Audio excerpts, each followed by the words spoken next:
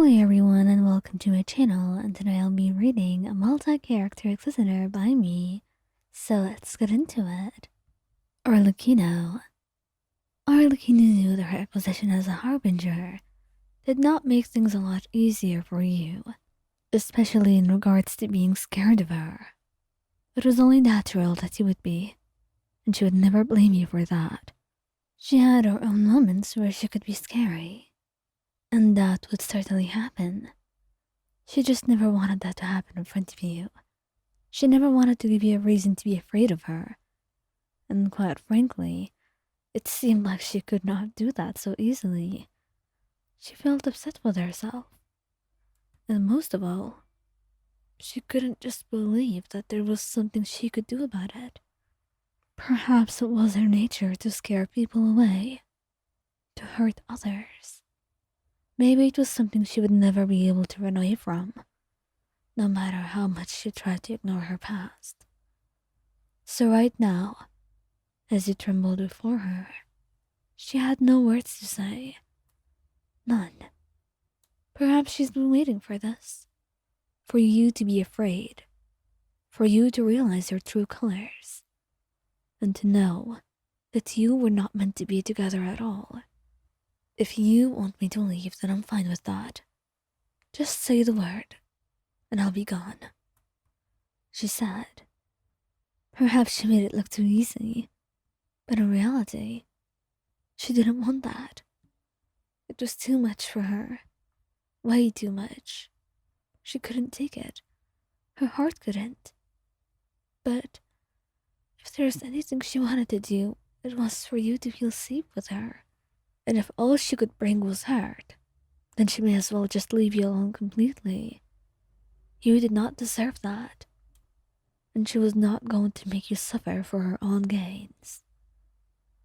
And so as you stared at her for a while, you shook your head, and that made her eyes widen as she looked at you in pure surprise. What do you mean? You don't want me to leave? I don't understand you, Ion. You can be very confusing, you know that.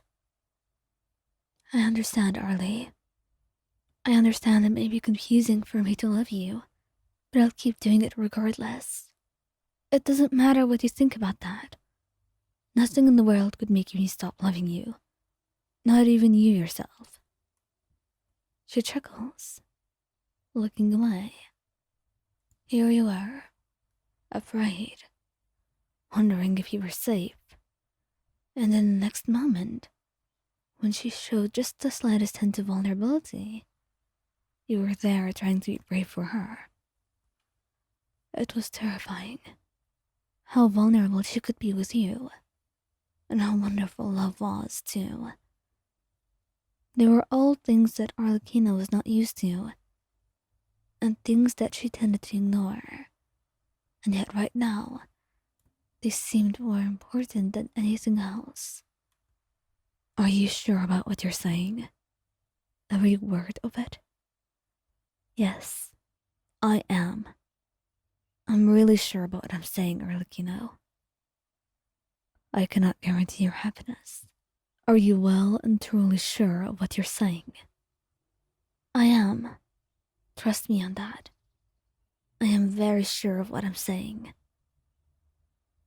And so it seemed like the two of you had a lot to work on. A lot to experience together. And not in a bad way. Arlecchino loved you. And she wanted to not be afraid of being loved. But at the same time, it felt a little bit too much. Especially when she saw the fear in your eyes. If you didn't trust her, that would be fine. If you didn't love her enough, that would also be fine. There were many things that Arlecchino could be fine with. But right now, she was more than glad to be given a chance. Even though mere moments ago, she seemed more than ready to throw it all away.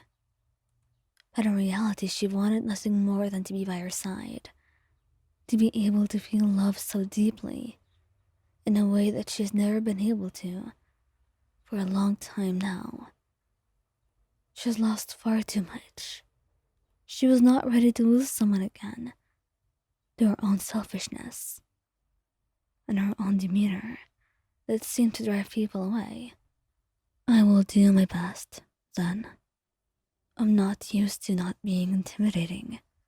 My role as the father of the House of the Hearth, it has not helped me in this regard. So I will not promise you anything, except the fact that I may try. And I will take that, Arlecchino. That's more than enough.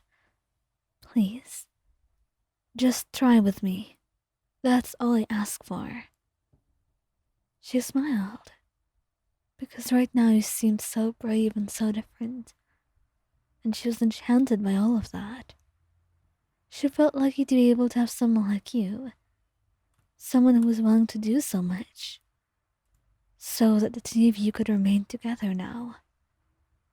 It was amazing how much you loved her, and although she had her own doubts on whether or not she deserved it, she knew very well that would not stop you from loving her. And right now what matters is making sure she earned it, because it was not something that she was going to be able to take away and out of your heart. So she will do her best to be able to earn all that love that you were showing her. And so it began. Arlecchino doing her best to be calmer, to be more understanding, to be more affectionate. It was so different that even her children were weirded out, coming to talk to you and wondering if she was sick.